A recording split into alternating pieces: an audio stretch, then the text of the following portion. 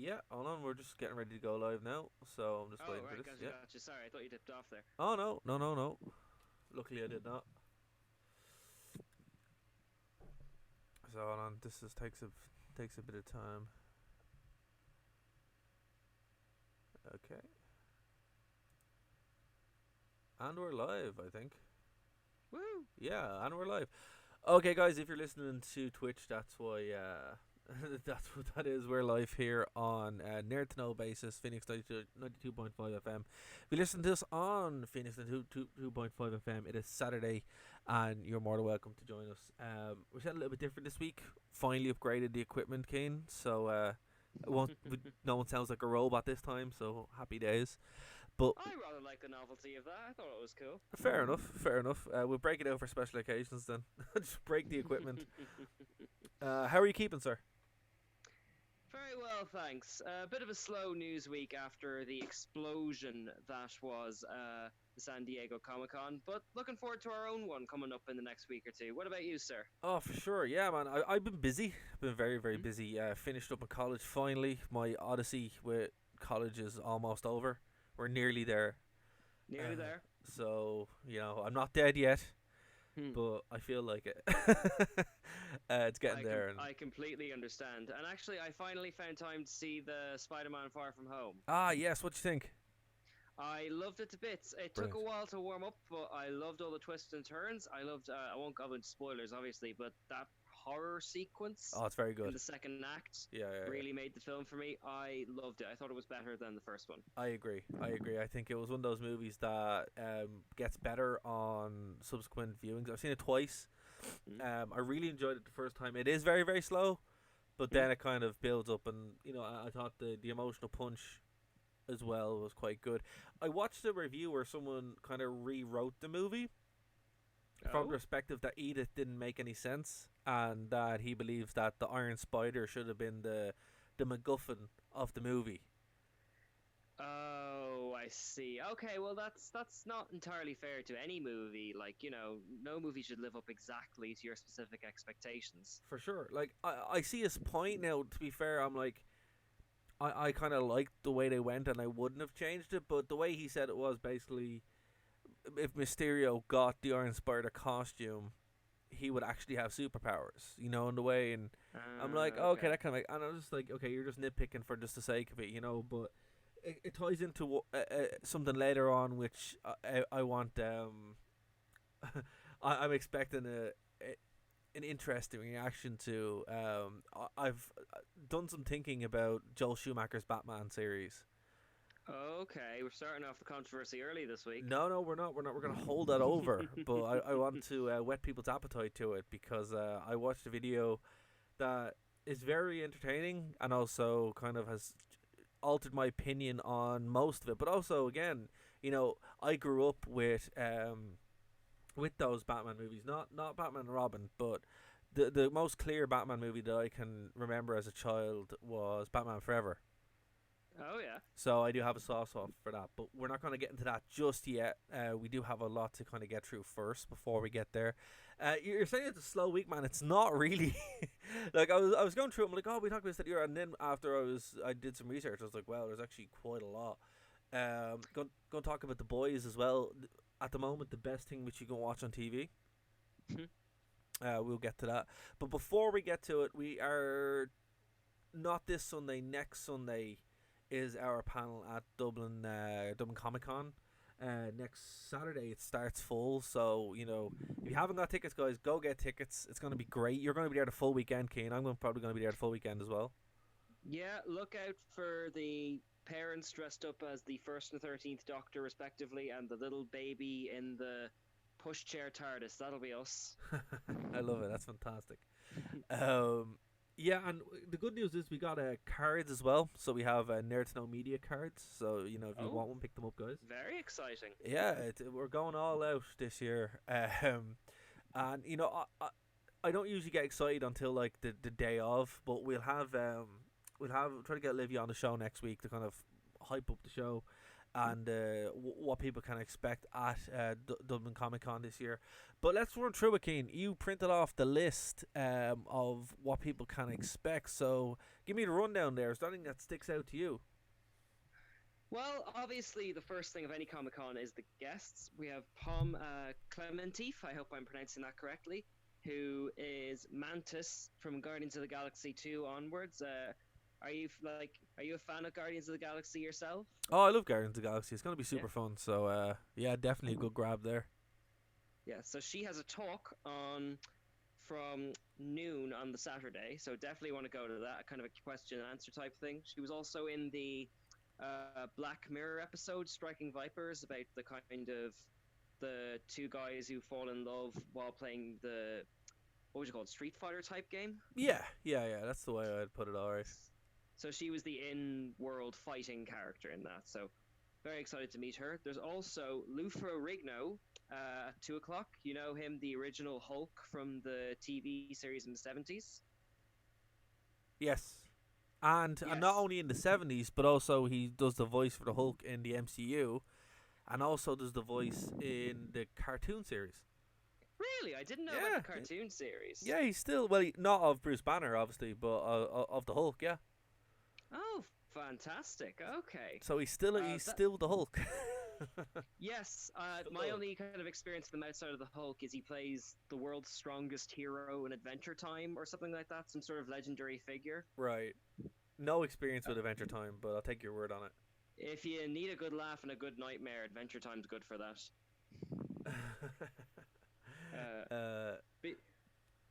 Those would be the guests. Oh, you go on first, sorry. No, so they're the guests that you're looking for, is it, in particular? Yes, but we also have, I'm not entirely familiar with their backgrounds. We have Alex Sinclair, Richard Brake, and Roger Clark as well, as far as the guests go in the talks. Any of those names ring a bell for you? Alex Sinclair, not so much. I know he's a comic book guy. He's worked with Jim Lee and stuff. Name that sticks out to me, though, is Richard Brake. You know, I think I talked about this. He was in Doom, and he also was the Night King. Yes, we did talk about this at length, yes. So that's going to be cool. Roger Clark, I know he's the voice of Arthur Morgan in Red Dead Redemption 2, game I haven't played. But, you know, if you're a fan, whatever. Oh, well, it certainly is the year of Red Dead. Exactly. In that case, for anyone listening at home, Alex Sinclair is at 1 o'clock. Yes. Lou Ferrigno is at 2 o'clock. Richard Brake is at 3 o'clock. And Roger Clark is at 4 o'clock. So those are the Q&As running through most of Saturday there. Yeah. How's Sunday looking? Sunday, we have at noon, we have Holly Marie Combs. And Charisma Carpenter, who I believe are from Buffy and Charmed, respectively, or possibly the other way around.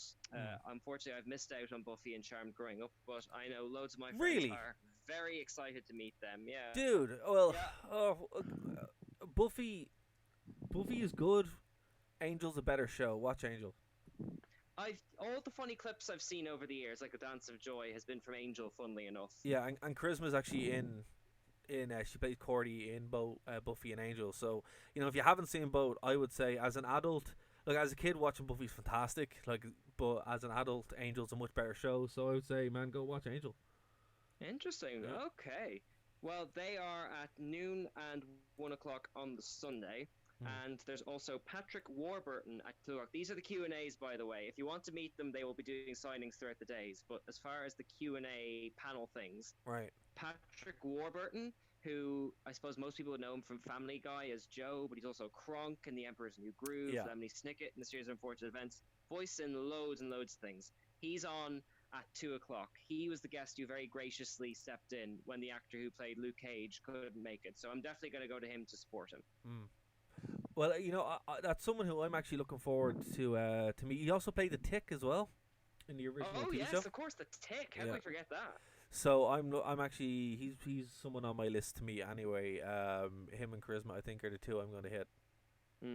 I also love The Emperor's New Groove, so I'm like, yeah, kind of have to. But I think Patrick Warburton is going to be packed out. I think that's the one that's probably going to have the longest line. Yeah, funny enough, I would have guessed Paul Clementif, but I think you're right, actually. I think he's been in so many shows and franchises that mean a lot to people. Yeah. Definitely, you'll be fighting in the queues to try and meet him. Exactly. Yeah, Uh, yeah, yeah. do you mind if I give a shout out to some, because we're going to be there? Do you mind if I give a shout out to some other events that are happening? Go for it, man. Well, on the Saturday we have a few interesting things looking like this. So we've got horror and manga and Japanese pop culture at 11 on the Saturday. Are you into anime, Japanese culture in general, that kind of stuff? Very much so. I am very much a weeb. Ah, yes, good. Okay, we've have to ask Bryn if he's a weeb too. See He if we is. can rename the podcast He is. the Weeb The Collective. weeb collective. Oh Lord. For people who are looking to get more into the industry, we actually have a few things. We've got portfolio prep and social media, hosted by Rob Carey. We have games and education.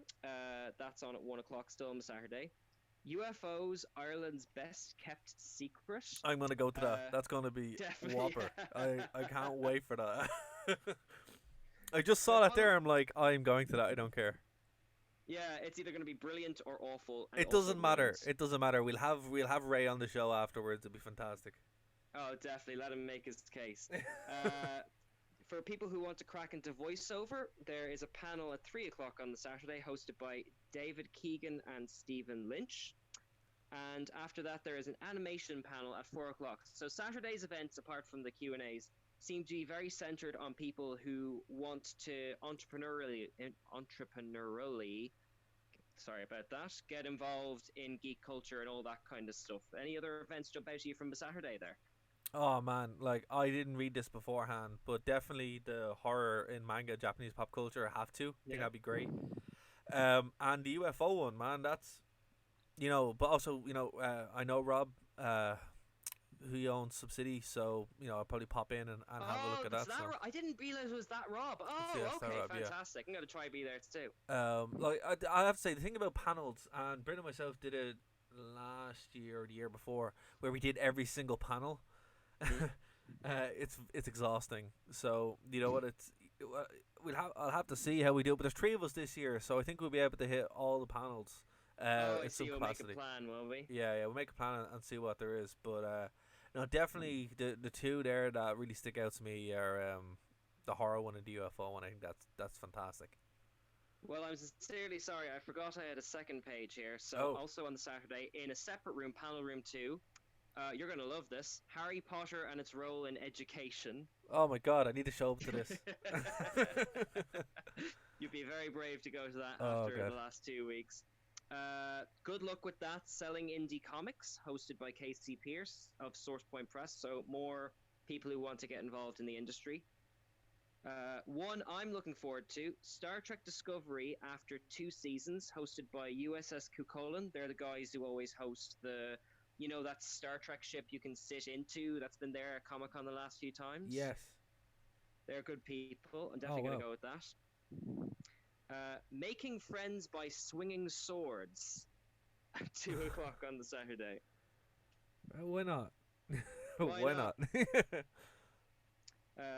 Writing for Comics 4, so more stuff for getting into comics. How to Get Into the Industry, hosted by Digit Games. Okay. And actually, hold on. There's been a change. Apparently, that panel now is the Harry Potter quiz. Really? Yeah, not joking. So, are you just going to give a Saturday a miss if that's all this Harry Potter stuff, or? No, I just need to wait for my shirt to arrive, and then I can go. No, yes, there is no shirt. There is no shirt. No, I just out of that list, there's not a whole heck of a lot there that I'd be interested in. To be fair, I do kind of check. I do want to check out the Making Friends by Swinging Swords. I think that's super fun. And writing for Comics 4, that might be worth checking out. But the cool thing about it is, and I think what they've done this year with the panels, and I do have to hand it to them, they've made them extremely diverse. As in, like, there is literally something for everyone in all these panels. So that's class. Yeah, and I will say I won't go into full detail on Sunday because I know you've got a lot to talk about. Right. But Sunday has lots of cosplay, Comic-Con stuff, competing in cosplay, how to make your first costumes. So, yeah, all the kind of comics, games, making stuff seems to be on the Saturday, and we are certainly on the Sunday, and there's also going to be a lot of kind of smartphone games and your first costume stuff. on the Sunday. So yeah, it seems to be a nice range of events, a nice range of guests. So I'm very excited for this year. And here's the thing though as well, like what I will say, if anyone who hasn't been to Comic Con before and they're kind of like, oh, is it going to be too busy? Go Sunday. I'm not just saying that because we're on Sunday. Don't think that. I mean, like, personally, Saturday is always crazy, and it's always where we're always really busy because we're trying to do all the press stuff and that. Sunday, I usually pay myself to go in, and I don't go in as a member of the press. This year is different because we're doing a panel, but usually I just kind of go, yeah, I'll just go in and hang out. But can I give a shout out to somebody actually who has something at Comic Con this year as well? By all means, yeah, of course. Yeah, so if you guys want to purchase things, and there's lots of great vendors at Comic Con always, but go over and find my friend. Her shop is called Not the Beads. You can check her out on notthebeads.com on Instagram. Yeah, it's a clever name. And she does some fantastic jewelry, so you can kind of get necklaces, bracelets, earrings, the whole shebang, all across the board. She is going to be there throughout the whole Comic Con, so go check her out. Not the Beads, notthebeads.com, Not the Beads Instagram, all that kind of stuff. Yeah, so there you go. And you bring up a great point. Even if none of these events appeal to you, like just traveling around the floor and seeing things is fun in and of itself. I think twice we've brought my friend and his young 6-year-old to Comic-Con, and for her it's been like Disneyland, following getting pictures with characters from Moana and supporting all of the local kind of businesses and stuff. Like, we got a commissioned art piece of her in her costume. Like, there's absolutely loads and loads to see. I cannot recommend Comic-Con highly enough. No, and look, I've been going to Comic-Con ever since it was out in Swords and out further went, and it's grown from strength to strength. When we have Olivia on, it's always something I make a point of saying to her that they've done such a great job. You don't have to be into all this kind of stuff. And look, for years I didn't go to panels. I was just like, oh, I just like walking around, and then I realized, oh wait, the panels are actually really good. So that added a new layer. I think it depends what you want to go for. You can spend 2 hours in there. You can spend the whole day. Spend the whole weekend. I think if you haven't gone, go. It's an experience that is unlike anything else. Personally, I enjoy the Gundam building. I think that's super fun. But the problem with it is, I already have so many Gundam kits, but I always walk away with 2 or 3 anyway. So at least that is not a bad problem to have, though. It is though when you have like 6 and you're like, I don't need any more of these, but you still buy one anyway. Look, I've been watching Evangelion all week. They've just put it back on Netflix. I can just say I could do with a few more Gundams. Send them my way. Oh, fair enough. Asking you shall receive. But I do like the fact the way you can build that kind of stuff. I haven't done any of the tabletop gaming myself because it's just we just haven't got time. There's just so much. But do go, guys. If you're on the fence and you're going, oh, I don't want to go, it's worth it. You won't regret it, and you'll want to go back. So yeah, that's gonna we'll put a pin in the DCC stuff there for a while until next week when we do our final push. Again, we are doing a panel at it at 3:00 on the Sunday. If you can make it, great. If you can't, boo you. No, if you do want to contribute, you can email us at nerdtoknowmedia.com. nerdtoknowmedia@gmail.com, or nerdtoknowmedia on Twitter is how you can get your suggestion in as well. Keen, let's switch gears here, man, because we do have a lot to get through, and we're 20 minutes deep, so let's get to it. I watched one of the best shows I've ever seen this week. Okay, tell me all about it. Right, and I did not expect the show to be as good as it is. It's a show called The Boys, right? This is The Boys, yeah. It's based on Garrett Ennis' book, and these books were given to me 4 or 5 years ago. I subsequently sold them. I wish I didn't sell them, but I just didn't have the room, I sold them, but or I gave them away. I don't remember which one. Anyway, the point is, I had read them anyway and really enjoyed them, but I didn't think any more of it, And then this show popped up. I'm like, oh well, okay, they're actually going to go with The Boys as a series. Now, it only has 1 season so far, 8 episodes. so it's not a very long show. And I think it's probably going to be 4 or 5 seasons. To be fair, because they've only scratched the surface of this world, right? Well, I've kind of heard that it's a superhero, anti-superhero type show. So why don't you tell us what it's about? Okay, basically, imagine the Justice League as people, and not only Okay. as people, but they're kind of a-holes, right? So they don't really care what happens. They're more about looking good as superheroes. They kind of do whatever they want, right? So you kind of get this new dystopian view of a superhero, right? So I'm not gonna ruin too much, but the wheels in motion and what gets the plot going. The Flash stand-in literally runs through the main character's girlfriend.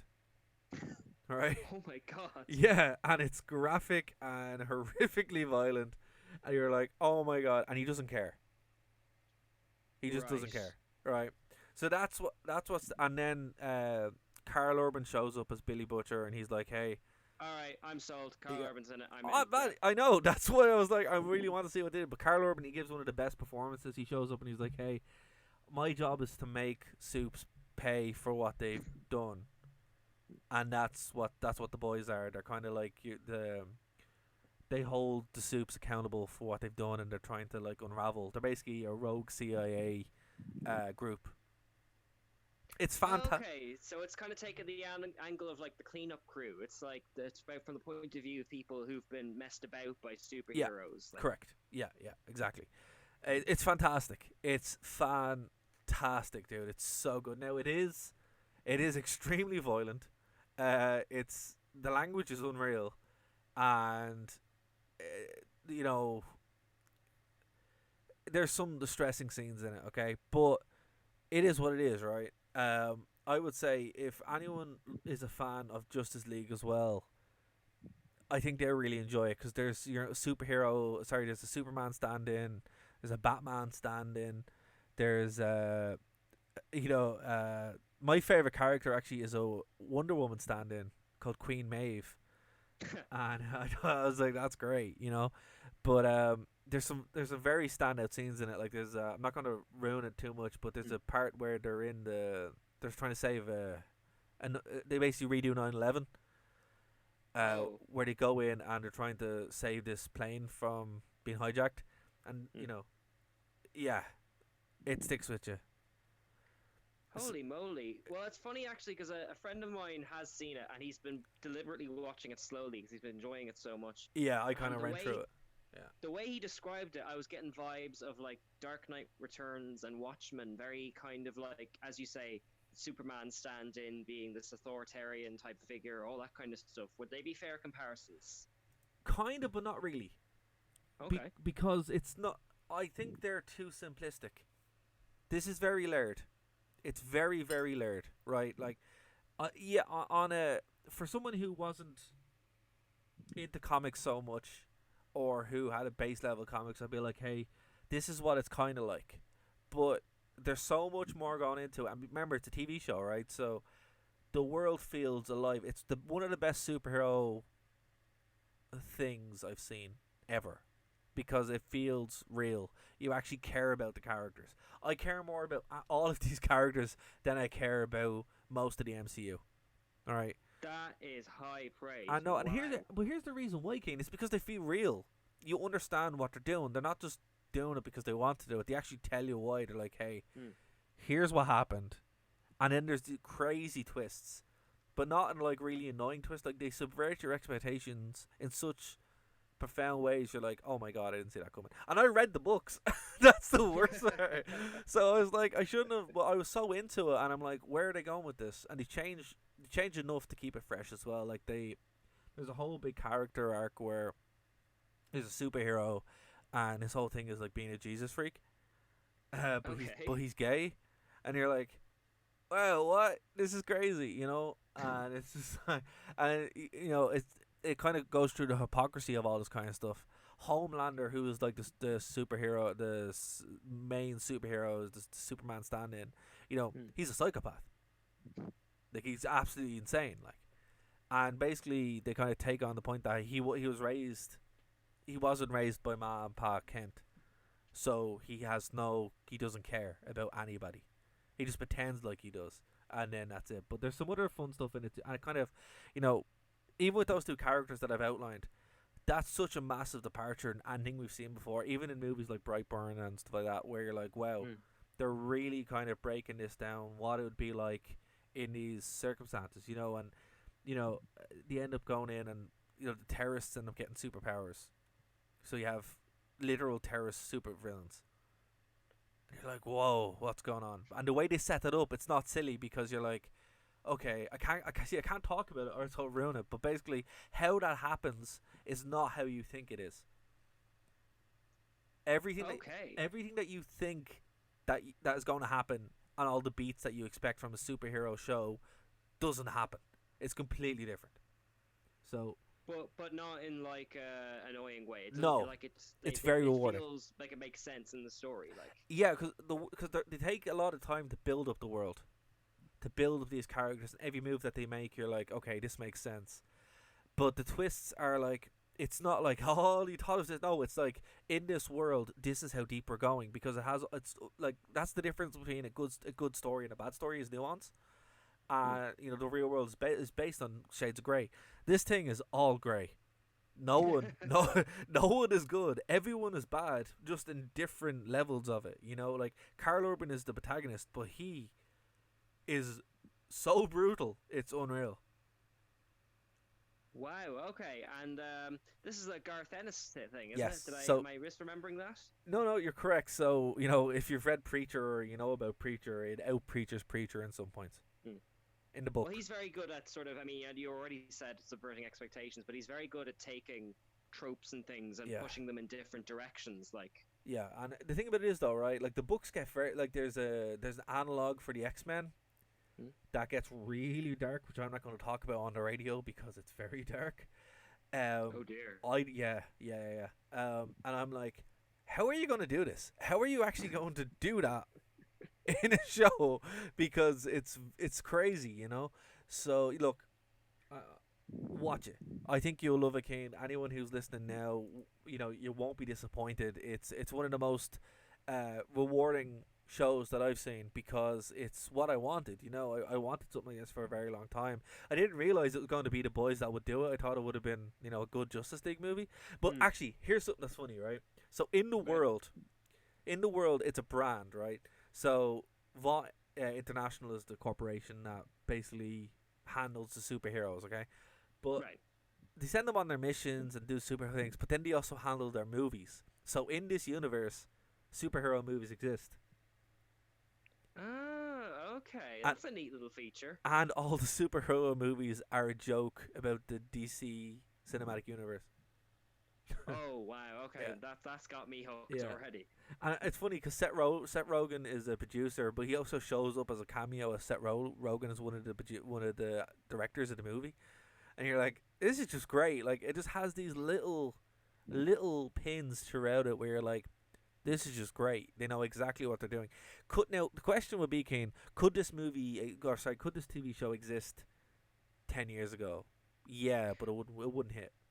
Well, actually, you kind of beat me to the point on my next question, is that could this TV show exist on television were it not for streaming services? Because it's on Amazon Prime, right? Yeah, it's on Amazon Prime. And look, you know, Amazon Prime, to be fair, I have Amazon Prime because it's basically free shipping and it's cheaper. You know, that's the reason why. But the actual service itself is quite good. I'm actually enjoying it more than Netflix. That's the truth of it. Yeah, I was meaning to pick it up just to watch Good Omens, which I've heard good things about as well. Good Omens is great. The Purge is really good. I really enjoyed that, and The Boys. So we're 3 for 3. I can't remember the last thing I watched on Netflix that I enjoyed. Well, Picard is coming up as well. They've nabbed Star Trek off of Netflix. Oh, that's true. That's very, very true. So yeah, look, you know, it's cheaper. It's cheaper. It's like $7.50, I think. Yeah. And that's because. Sorry, you go first. Sorry, it's cheaper as well, and that's because Amazon own the servers that Netflix runs on, so they're saving overhead there and pass the save and dry onto you. So look, you know, if the choice is Netflix or Amazon Prime, go for Amazon Prime. Okay, well, it's just to kind of talk about the show again. Like they've kind of last week we saw a trailer for the new Watchmen series, and they've Yeah. kind of beaten them to the punch as far as what Watchmen represents. That sort of answer to the, you Yeah, know, but see, superheroes ruling the roost at the moment, but thing. see, I think what they're going with that show is they're going for a more political take on the alt right or whatever, where Mm. they worship Rorschach, and Rorschach is, in the comic he's very very right wing, and Yes, yes. I don't, not to get into that or anything like that because that's outside the scope of the show, but I think that misses the point of the series. To be honest with you, I would like if they had went this direction with Watchmen. I was not gonna watch Watchmen because Mm. I'm a fan of the comic and I love the movie, but from a more straight laced deconstruction of what would actually happen if superheroes were real, I think The Boys hits it. It's like, yeah, a lot of people would die. A lot of people would die. You know. I think I So think you're right, because Watchmen's been around long enough that it has a weird mythos to it. yeah, That it's hard to kind of just take on its own, because now those characters are as popular as Batman and Superman and all that kind of stuff. I think yeah, The Boys is definitely a brilliant thing to have in the media landscape at the moment. yeah, and it's clean as well. The way it sets itself up. It sets itself up to be an analog for the world, but it has stuff in it where you're like, oh, okay, like the 9/11 thing. That thing hits so hard because you're like, this was something that was thought of. Like, oh, if superheroes were real, why didn't they stop? Would they stop 9/11? And they talk about it in Spider-Man. And now you see what would probably happen if superheroes were real. You're like, wow, that's so dark, it's unreal, and it's so chilling as well because you're just like, oh my god, this. This is it disturbs at a very deep level, and it's very effective. On a lighter note, though, Simon Pegg is in it, right? Oh, yeah. Yeah, and he plays an American, and it's so funny. Just to see him, you're like, he doesn't actually. A lot of the guys in this don't look like themselves. Whatever way they have the light and stuff like that, they kind of don't look like who they are. And Simon Pegg, it took me a while to kind of, go whoa, because I think they aged him a bit as well. And he plays one of the main characters' dad, and you're like, oh well, okay, that's a choice there, Simon. But I enjoyed it. I enjoyed it. Yeah, look. Haley Joel Osment's in it as well, which is hilarious. Really? Yeah. He plays This is the AI kid, is it? Yeah, and the I Can See Dead People. Okay, God, it's funny that I've been playing Kingdom Hearts again for the first time in a decade, and I Oh think well. he's the main character in that too. Yeah, well, when he popped up in it, I was like, oh well, okay, this is kind of strange. But he actually has a pretty big role in the first series, and he plays a superhero who can read minds, and he goes off into like into the Comic-Con scene. So that's where you meet him. He's at a Comic-Con, and you're like, what? This is so crazy. So look, it just works, for fans of comics and nerd stuff. It has everything you want. It really does. Yes, and even for perhaps people who are getting a bit tired of the superhero thing, it seems to cater to that audience as well. Exactly, and it's the perfect time for it. It's a show that that came out of nowhere. People are fawning all over it, and I really regret giving away those comics because I'm probably gonna have to buy them again. So that sucks. But yeah, definitely worth your time. Yes. So something Excellent. else. I look forward to checking it out. Well, let me know what you think, man, when you watch it, because I think you'll really enjoy it. All right. Excellent. So you look, mentioned that because I remember before we did a little kind of chat before we went live. Yeah. That you had like a whole shopping list of things that I came do. out this week. I'm still a bit in the dark. What else has been happening? so I want to get a bit controversial now. Oh, here we go. Yeah. So some background, right? When I was a kid, I was a big fan of Batman. Still am. It's basically the comics that I buy are Batman comics. Came across a show. A video by Patrick H. Williams. It's for video listeners, for video more. Whoever watching the stream now, there's a clip on the Twitch now. If you go to NerdDux and nerdtoknowmedia.com, you'll be able to find the link. But I was a big Batman fan. Loved, probably shouldn't have seen the first two Batman movies as a child, but I did. Yeah, But but most people did. But I don't remember them, right? I don't remember seeing them. My memory of Batman on the big screen kicks in around Batman Forever. I remember everything about Batman Forever. I remember, the toys in McDonald's. I remember the car. I remember how I had the Batmobile. I remember the Kiss from a Rose song. Everything about it, even the terrible, oh my god, terrible Batman Forever game on the Sega Mega Drive, which is the There was worst. a Batman Forever game? Yeah, it's awful. It's so bad. So bad. Oh my god! All I remember from Batman of my childhood is I remember the Batman and Robin Pogs coming with cereal, and that's about it. I don't remember any of the other media from that time. Oh well, yeah, no, but I had the Batman Forever game until a couple of years ago, and I sold it into Rage. It basically they used the same Mortal Kombat functionality, and it just doesn't work. It's terrible. Like I do yourself a favor, or just watch a video of a review of it or something. Don't play it, don't buy it. It's so bad. The Batman and Returns game is actually very good, and the Batman game itself, Revenge Joker, is really good too. But yeah, so I never really hated Batman Forever, right? Would you say it's aged well? Well, that's the thing. This video called "Learning to Appreciate Joel Schumacher's Batman" is actually a very, very good take on the whole thing. And it's not that it's aged well; it's that we can appreciate it now, right? So I remember the reaction to Batman Forever wasn't a bad thing. People really liked it. I loved it because I was a kid. It was definitely more kid friendly than Batman Returns, even though that one's my favorite. Yeah, well, it's not only that it was more kid friendly. It was more kind of had a more of a style to it. Like Tim Burton's was very its own thing.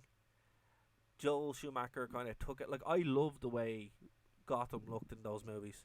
1, 2, 3, and 4. Gotham has a really cool overtone, like really, the neon gothic. It looks like a comic book, right? And that's something that the modern movies don't really have, where it just kind of looks like Chicago because it is. And that was something that I liked. I liked the look of the Batman, Batmobile car. But the thing about it is, as we got onto the Batman and Robin stuff with the crazy vehicles and the bat nipples and all that kind of stuff. Yeah, look, by the time Batman and Robin came out, it was a completely different thing, and I think it was misread in such that people were expecting the Dark Knight. They were expecting the brooding Batman, and they didn't get that. They got basically 1960s Batman. That's a very fair comparison. Like, it's very bright and colorful and campy, and there's a Batman credit card and all that kind of stuff.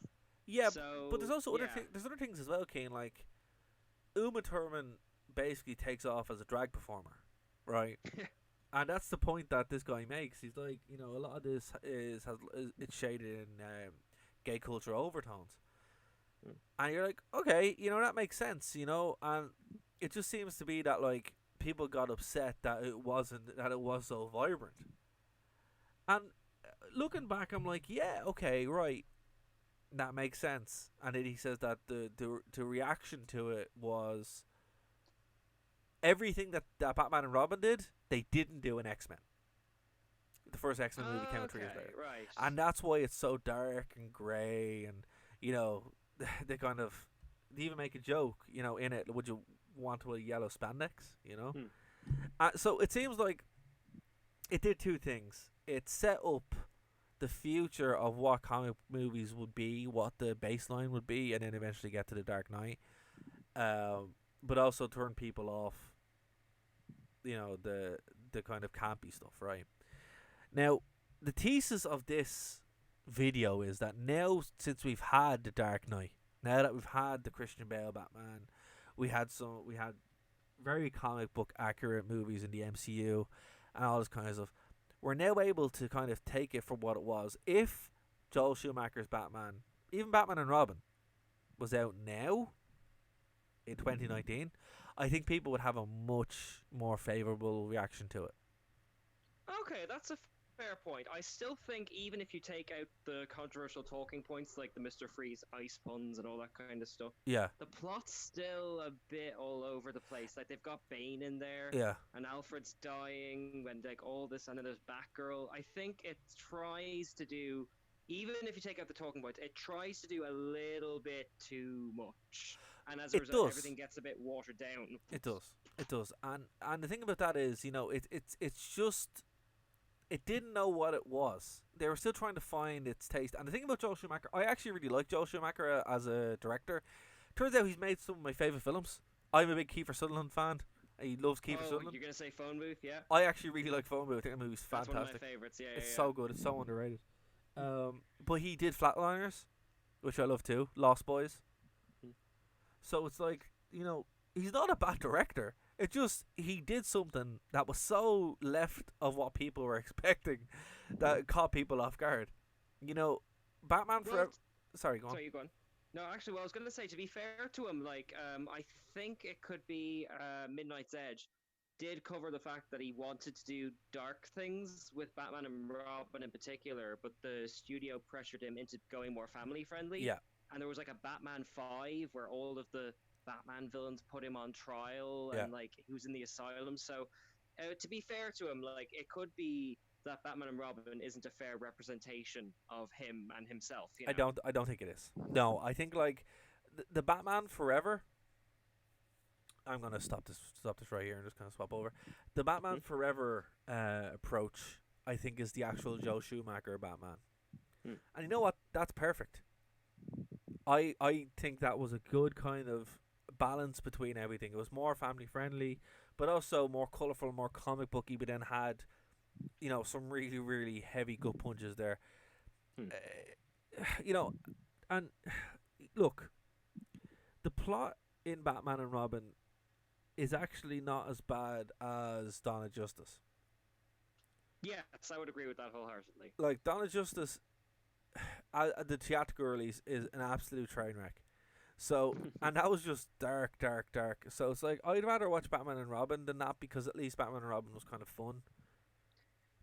That's a good point. Batman and Robin is like, I mean, you can criticize it, but it's a film that's trying very hard to entertain you. It's trying a bit too hard. Yeah, exactly. But it is throwing in lots and lots of stuff. Poor Arnold Schwarzenegger had like gels in his eyes and like all this kind of stuff. Man, and all no, this I'm going to stop They you were there. working hard on that I'm film. going to stop you there. He got 15 million for the movie. He's in the movie 15 minutes. He got $1 million per minute. Who? Schwarzenegger? Yeah. Oh, I think Movies with Mikey did a breakdown. Like, he actually, like, I can't remember if it was the eyes or the tongue, but there was something about his costume and he worked through it. And, like, I appreciate that. That's still cool. He just wanted it to all work and everything. Yeah, and look, I'd say, if you haven't seen the movie, be patient with it. I think the thing about it is now, if you were to take a kid into the room and go, hey, look, we're going to show you a bunch of comic book movies, which one do you hate? And you showed them a bunch of Marvel movies, and then Batman and Robin and whatever. And then something darker like even the Dark Knight Rises. I honestly think the one that they'd hate would be the darker ones, because there's not much there. I think the Dark Knight Rises is a very poor movie in the trilogy. The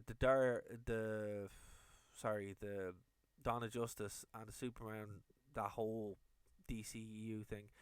It didn't really have any substance. It had a little bit of style, but then was just completely thrown away. At least with Joel Schumacher as a director, he has a lot to bring to the table, and he did. And I would say, look, maybe give it a watch. I watched Batman Forever a couple of years, 2 years ago. Still very good. Still a very good movie. Oh yeah, Jim Carrey certainly makes it. And actually, you know what? I'd stand up for Tommy Lee Jones as Harvey Dent too. I quite like him as well. Yeah, and look, I like Val Kilmer as Bruce Wayne. He's terrible Batman. Yeah. Terrible Batman. He is really bad. And it's because he's not distinct, but as Bruce Wayne, he's quite a good Bruce Wayne, actually. Well, you bring up a good point there. George Clooney has openly kind of mocked Batman and Robin several times over the years. Do you think that's worth taking into account, or? No, I think that's just to win points. It's easy to beat up something that everybody hates, right? Mm-hmm. And look, there's nothing in that movie that I find grossly offensive.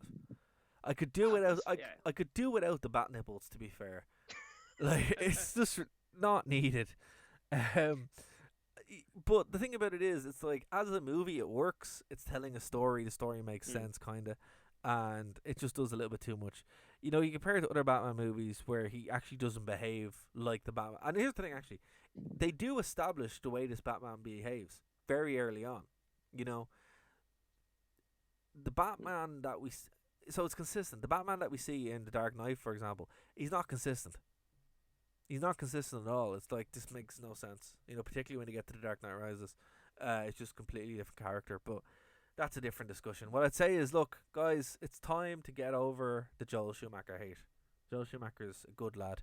But here's the funny thing about it is, in the Batman animated series, they actually do a joke based on Joel Schumacher. Have you seen this? No, I haven't.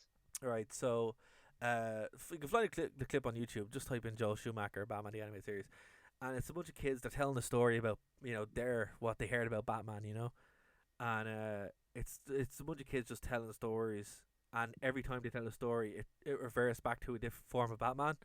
So there's one where it's like the 1960s cartoon, and then there's one that's in the style of The Dark Knight Returns with female Robin, and then they walk past the shoemaker shop, and then they're like, this kid walks out with a feather boa, and they're like, oh hey Joel, and he's like, oh I if I had Batman, I'd have him in a rubber suit, and then I was kind of with his muscles and all that kind of stuff, and the kid's like, haha, you're so funny, Joel, and they walk away. Oh, I'm gonna have to YouTube this afterwards. Speaking of which, actually, just so I can check out this video that you've recommended, what's the Batman and Robin video that we should all check out?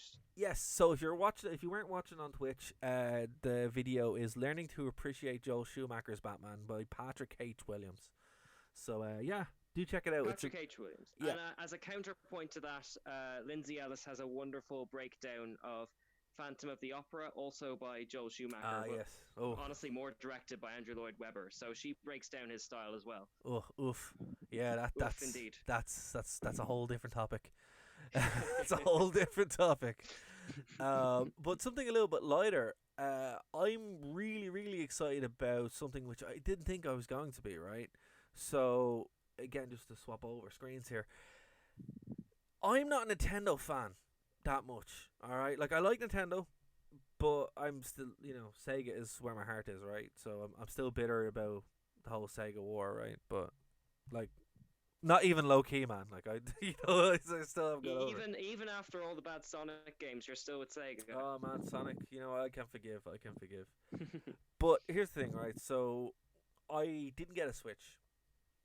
It just didn't appeal to me. I'm like, oh, it's kind of silly, And I know some people love it, and that's cool. But I'm like, oh, it's a bit too much to carry around, right?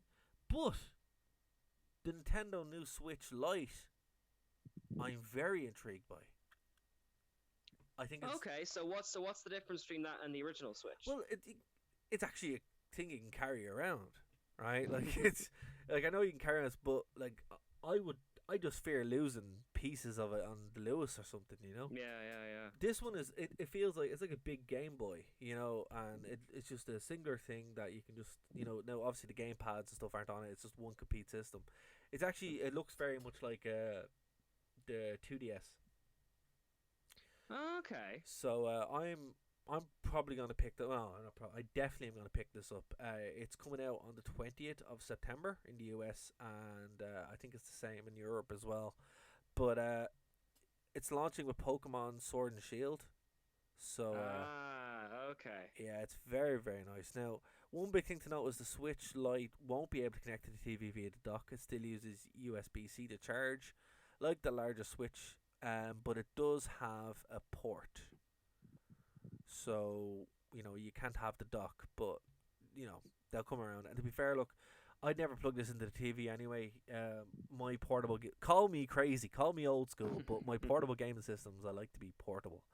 So Yeah, I'd agree with you. I still have the original Nintendo DS and the PSP as my main go-to things. yeah, exactly. I still play the PSP a lot. I was actually fooling around with my 3DS today, so um, I'm happy enough with that. But I think I'm going to give the Switch Lite a go, because I think it's a really nice bit of kit. What do you think, Keen? Are you a Switch fan, Nintendo fanboy? What's going on? I am a Nintendo fan. I've still got my Nintendo 64, but I couldn't really find any games that gelled with me Right, on the Nintendo Wii apart from the Super Mario ones. So I haven't really picked up anything since that or the DS. right. I have kind of backseat played Breath of the Wild, which actually I was going to ask you, what games would you be most excited to play on the Switch? Well, see, that's the thing. I haven't really kind of you know explored the Switch because I don't have Hmm. one, and it's not really in my sphere now. Obviously, I know the games that are on it, but if I pick it up, then I'll probably get more into it. The Pokemon games are what's kind of pulling me in. Hmm. I saw that the Mortal Kombat 11 port is crazy, so I'm kind of interested to check that out from a morbid standpoint. But Actually, let's yeah, dwell on Pokemon for a sec. Like, shoot, what I'm wondering is because I haven't played a Pokemon game since maybe Pearl, the DS one. Like, right. what kind of Pokemon game offer that Pokemon Go doesn't offer for free? Well, nothing's for free. That's the thing. They just want you to think it's for No, free. but Pokemon Go is for free. Well, look, it's suppose it's a different experience. Like, there's not much of a story in Pokemon Go. You know, I suppose that's fair. Yeah. uh, Pokemon Go was more just a AR kind of thing. More of a meme than anything else. But the games itself, you kind of want to invest in. And the thing about it is, I do a lot of traveling, so most of the gaming I do would be mobile. Now I have a GDP Win, which is a tiny little computer, so that's how I play a lot of games from Steam. But you know, I'd never actually get to sit down and play a new Pokemon game from start to finish like I would when I was a kid. So the fact now that I'd be able to have this and take it with me is what's appealing to me. Even if I'm not a fan of it, then I can just sell it or whatever. But it's it's what Nintendo should have done from the beginning. It's like offer people the choice, because I think Nintendo, for me, like, I have the Wii. I didn't like the Wii at all up until I hacked it and turned it into a little emulation station, which is Mm. it's really nice now. I play some GameCube games on it and stuff, so it actually serves a purpose now. But for me, I always think Nintendo's strong point is as a mobile thing. They're the games that you pick up and play for a couple of minutes or an hour or two if it's Pokemon. You wouldn't sit there and hockey 100 hours into it. You know what I mean? That's not what Well, what I I'm would do. glad Nintendo are still around because so many games now. I'm not really up to speed with the gaming kind of sphere and all that kind of stuff, but so many games seem to be very, very heavy and downbeat and time-consuming things. Like even the good ones like Cyberpunk or new God of War and stuff. I like gaming to relax. Like especially now that I've got a young kid, like so I'm really glad Nintendo are still going, offering just little bits of fun experience. Like that's kind of what I look for in a game. Yeah, no, look, I'm the same too. You don't want everything to be so dour and downbeat. That said, though, I really wanted to like I really wanted to play a game that had some kind of weight to it, like where you shoot something and it actually kind of feels satisfying. Hmm. So I popped on Bulletstorm, and that just didn't do it. And then I'm like, oh wait, I have Doom 2016. I put on Doom, and I was like, yeah, look, this is perfect. So I kind of contradicted myself there, but you know what I mean. Like the main thing about gaming is that you have choice, and it's important that you can play a Doom, but then you can also play a Mario or Pokemon. Hmm. I think for a while there, it was the case for a while, particularly with the 360, where everything was gunmetal grey, and you couldn't play a game with a child in the room. Even Hmm. with a an 8-year-old, 10-year-old in the room, because you're blowing some guy's head off. That's not that's not good. To Yeah, kind of yeah. see. But no, I agree with you, man. I'm happy Nintendo around now. Still would rather it was Sega, but it is what it is. Actually, here's the funny thing. Like, I don't know. Have you ever played Dreamcast, man? No, I haven't. Oh, Dreamcast is great. But for anyone who's a fan of the Dreamcast, and you should be, they've released a new, not they, collectively the internet. There's a new upscaler where you can basically go straight in HDMI, so you can play your awesome fighting series games in full 720. Some of the best fighting games actually are on the Dreamcast, like Guilty Gear. So definitely give it a look, man, if you have a chance, or even some of the series that came off it. If you're into fighting games, Guilty Gear is the series to follow. Okay, excellent. Well, I'm certainly excited by the prospect of a 2DS as well. So, Oh yeah. or not 2DS. Oh, what's it called? The Nintendo Switch Lite. The Switch Lite, yeah. Yeah, so that's it, man. And you know what? Again, we've reached time. I have to say, and I know I said every week, but it's true. This is like the quickest hour of the week for me. It's Well, ridiculous. you get talking about Batman and Robin, like, days disappear. Oh, it's crazy. But Keen, is there anything you'd like to plug before we wrap up here, sir? No, I suppose just one more time, our own Comic-Con panel on the Sunday. We're on Sunday at 3 o'clock in panel room 1. And our panel will be called Everything is Wrestling, I believe. Yep, that's it. Literally everything is wrestling. And basically the concept is, I should say, I'm not a wrestling fan at all, but the concept is that yourself and Bryn can somehow tie everything back to wrestling. So if I said Sherlock Holmes, you would find some way to tie it back to wrestling, right? Correct. And the thing about it is, Keen, you're not a wrestling fan, which is great. That's who we want. Guys, if you're not a wrestling fan, please come. Because... But, yeah, sorry, you go on. No, but that's the thing, because, we're going to be taking your suggestions, along with the ones that Keen comes up with, and we're going to try tie it all back to wrestling, because everything does come back to wrestling. Excellent. And as he said, like, if you want to hit us up on Facebook or on Twitter or anything with ideas, they will certainly end up in the show. We'll do what we can. Yeah. Of course, you're more than welcome to come along and see us live and heckle us. I believe one friend of mine has threatened to turn up and throw superhero underwear, so it'll be an interesting one. That's fantastic. I love it. And, hopefully there is a turnout. It's our first time doing this. It's our first time kind of doing anything, in this format. So, hopefully it's the first of many. We'll have some cards and stuff like that as well. So, if you're around Comic-Con on Sunday, pop in and, tell me why I'm wrong about Harry Potter. Oh, that's we'll save that for the one next part. Exactly. We're gonna save that one. But yeah, guys. Or why you're wrong about Batman and Robin. Just come on and tell Dara why he's wrong. Remember, guys, if you are checking us out at Phoenix 92.5 FM, we're not going anywhere. We're at the same time slot, 5 p.m. on Saturday, but we will be doing the show on Twitch Thursday nights anyway. So thanks very much for everyone who joined us on Twitch as well. So until next week, we're NerdtoKnowBasis here on NerdtoKnowMedia and Phoenix 92.5 FM. We'll talk to you next week. We'll see you again soon.